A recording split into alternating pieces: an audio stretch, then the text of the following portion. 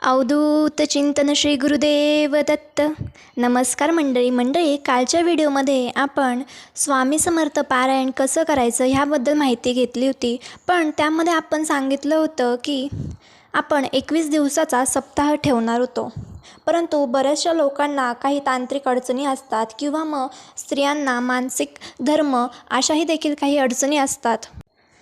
तेव्हा त्यांना हा 21 दिवसाचा सप्ताह पारायण करणं सोपे होत नाही. त्यामुळे त्याच लोकांसाठी 28 नोव्हेंबर ते 5 डिसेंबर असा सप्ताह म्हणजे की ह्या दरम्यान आपण गुरुचरित्र पारायण करणार आहोत. तर ते पारायण कसं करायचं ह्याबद्दल आपण आज माहिती घेणार आहोत.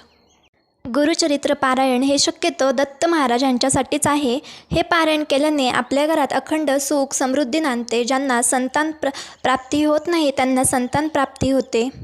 मात्र जे कोणी गुरुचरित्र पारायण करत आहेत त्याचे नियम अत्यंत कडक आहेत. ते म्हणजे कोणाच्याही घरचे परान्न घेऊ नये, एक धान्य आहार करावा. भाज्या कुठल्याही तुम्ही खाऊ शकता, परंतु त्या भाज्या काळ्या मसाल्याच्या नसाव्यात.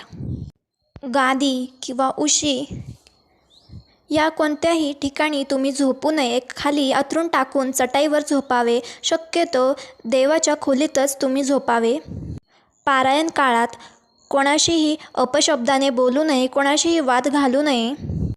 पारायण हे शक्यतो सकाळच्या वेळी करावे. 12 किंवा 12च्या दरम्यान पारायण करू नये, कारण ही वेळ दत्त महाराजांची भिक्षाची वेळ असते. शक्य असल्यास पारायण काळात नेहमी नैवेद्य देवासमोर ठेवावे.